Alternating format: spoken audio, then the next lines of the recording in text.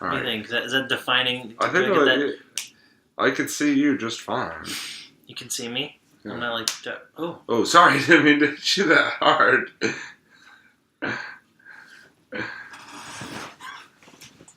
KO! Well, sorry, folks. I guess I'm just going to be running the show here tonight. I'm Robbie, and this is Kyle's Dead Body.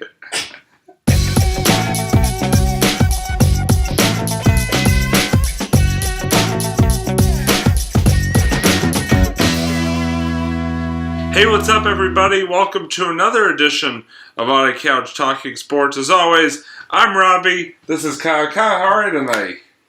Pretty good, have you?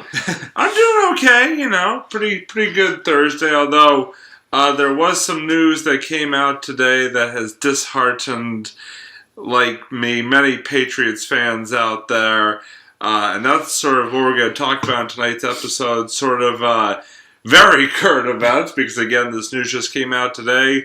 The news that New England Patriot tight end Rob Gronkowski is going to miss 8 weeks due to a back injury, and he's actually going to be having back surgery in Los Angeles tomorrow. So again, you heard it right, folks. Rob Gronkowski is going to be out for the next 8 weeks, which if you do the math, which all the sports radio commentators have been doing today, so that's how I know this, would put a possible return the week before the Super Bowl. So, the only chance then that Rob Gronkowski has of playing another game for the Patriots this season is if they make it to the Super Bowl. Otherwise, his season is done. So, Kyle, I want to turn to you and ask, I know you just found out about this actually from me a little bit earlier, but just sort of upon hearing that news, your initial thoughts and reactions to Rob Gronkowski being out. Pretty sad, actually. That's I feel really bad. What can you do? He had a pretty bad injury. I didn't think it was that bad, though. So, I don't know. I feel for all the Pats fans, players, Belichick, and I feel for especially people on fantasy who've had him on their team. It's a devastating loss for the season, but yeah. I'm sure the Patriots they'll get by. They still got Brady, they still got all their great players. They're just down one Gronk. So yeah, obviously I was disappointed as well. Don't get me wrong. But at the same time, it's kind of angers me a little bit that this injury could have been preventable. Gronk, heading into he missed the game against the 49ers due to injury. And really, if you listen to sort of people around the team, was not 100% heading into the game against the Jets last weekend. And they had him play anyway, where, I've been saying this to a lot of people, is that this stretch of games that the Patriots have the last 3 or 4 weeks, and even just the season in general with the schedule that they have, you really don't need Gronkowski until the playoffs. They definitely have a weaker schedule this year.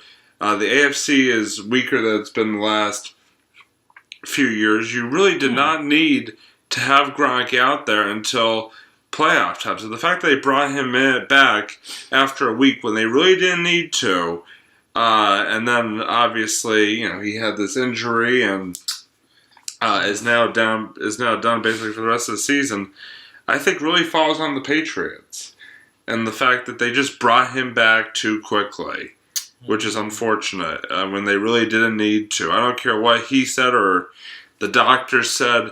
There was no reason why he had to play in that game against the Jets, a game that they still won, by the way. So, I'm like I said, as a Patriots fan, I'm really disappointed. Gronk is a tremendous player and plays a big role on this team. I think he's going to be missed. I think that the Patriots' prospects just went, way down because of his injury.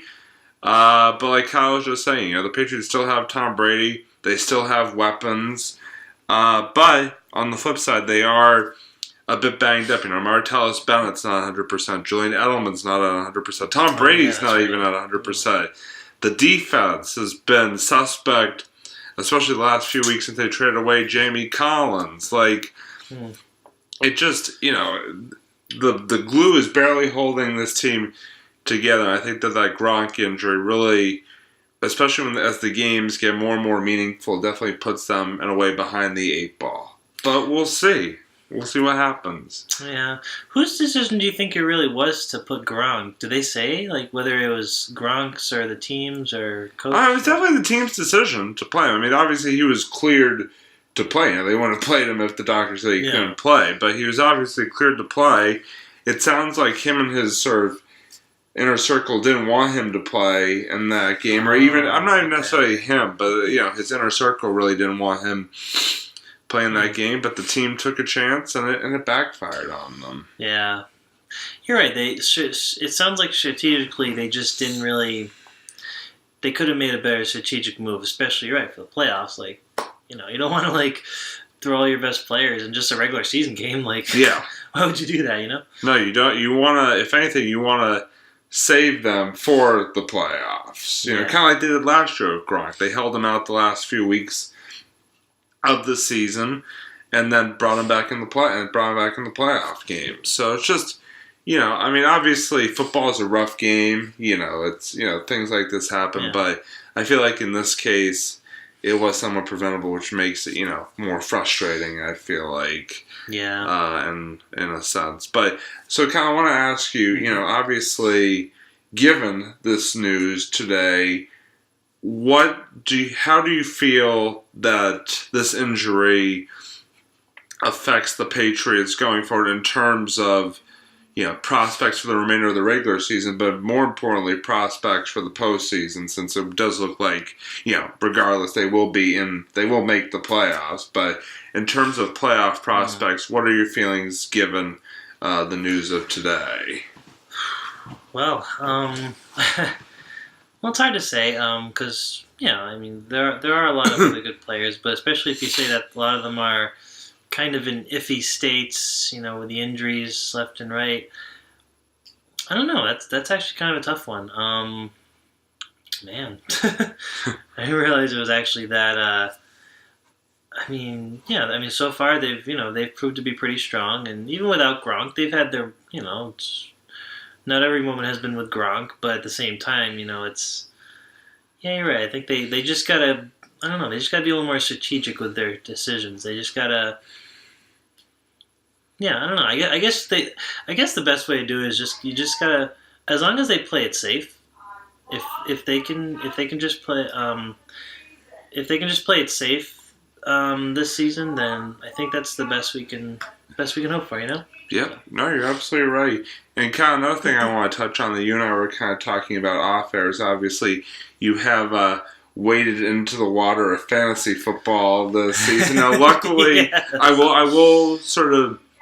Neither one of us have Gronkowski on our fantasy football team, so we are not necessarily affected. But to you, as a new fantasy football expert, so to speak, or just player, I should say. Yeah. How do you feel? That this obviously this is going to have an effect on many people's teams. Especially those who have Gronk, as one of their key starters. Yeah. Oof, yeah. Let me tell you, I know what that's like. Cause I've made a couple mistakes. I'm not gonna lie. When I've done fantasy, of course I made a couple mistakes. I made many mistakes when I was in fantasy. This is only my first season, so of course I'm you're a rookie. Yeah, rookie mistakes, but it's okay. You learn. Yeah, and especially when you're a fantasy player, you always got to watch out for those bye weeks. You got to make sure you don't draft the players with the same bye week, or else you are screwed. That's it. You want to make sure you draft good players, but good players on different bye weeks. Because if you have a bunch of players, a bunch of your strong starters on the same bye week, then you're not going to get the points. You definitely. I mean, the way I've always drafted for fantasy is I always make sure I have a player to fill each position every single week. I make sure that none of my bench players, have the same bye week as players at their position because there's really no use for them if they both have the same bye week. Yeah. Oh yeah. No. You gotta draft very strategically, not just based on the score, the points the projected points. That's how they fantasy usually works. But yeah, you just gotta be careful. You always gotta have like good backups, and as long as you do that, then you'll be pretty successful. As long as So for people, for people who are, so I've had one of the quarterbacks I think that's been injured, but I had a backup. I think Russell Wilson was injured at one point. Yeah. Oh no, no, he was, I believe. Yeah, so I had another pretty good quarterback to back him up a little bit, but I feel bad for whoever drafted Gronk. Seriously. Not good, but what are you going to do? I mean, it's one of those unforeseen circumstances that, it's tough, but, just got to move on and move forward and hope that things still turn out okay, both for the Patriots and for those people's fantasy football team. Right.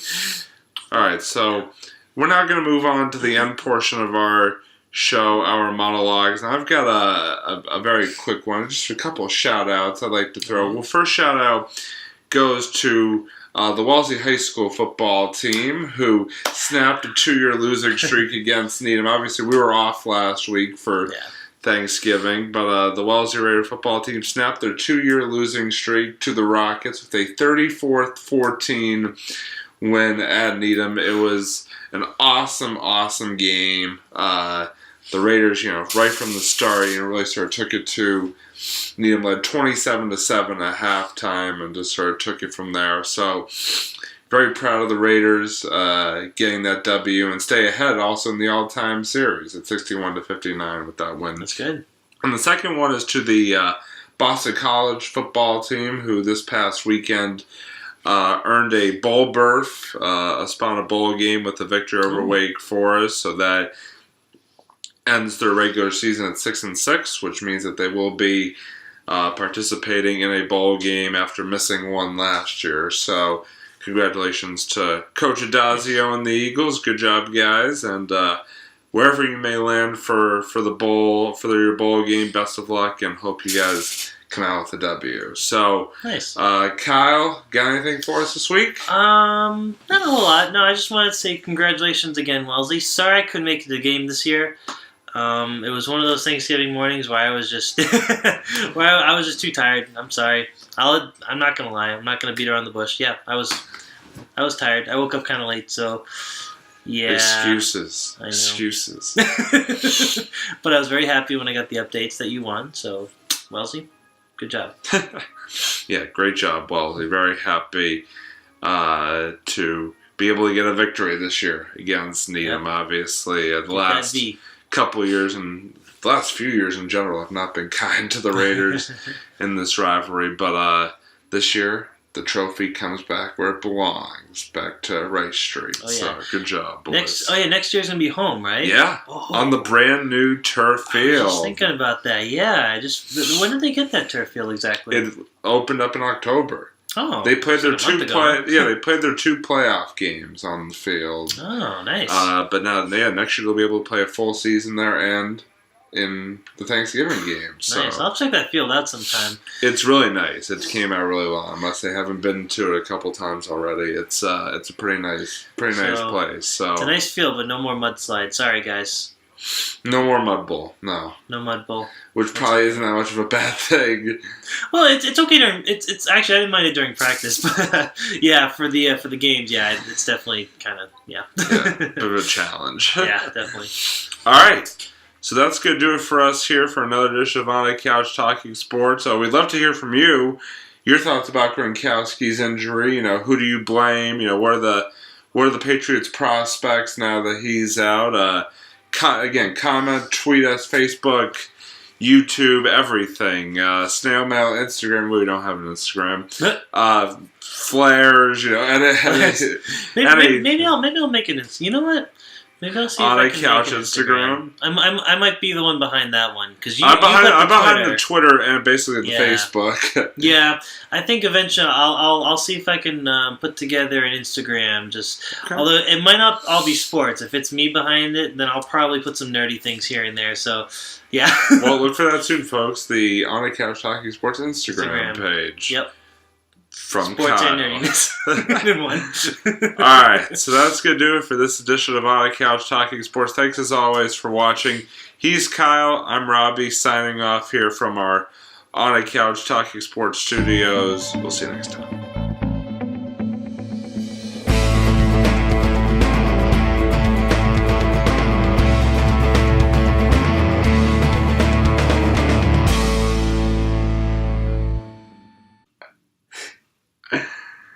And we are here on In a Grave talking sports. Oh no, it's a zombie! Ah!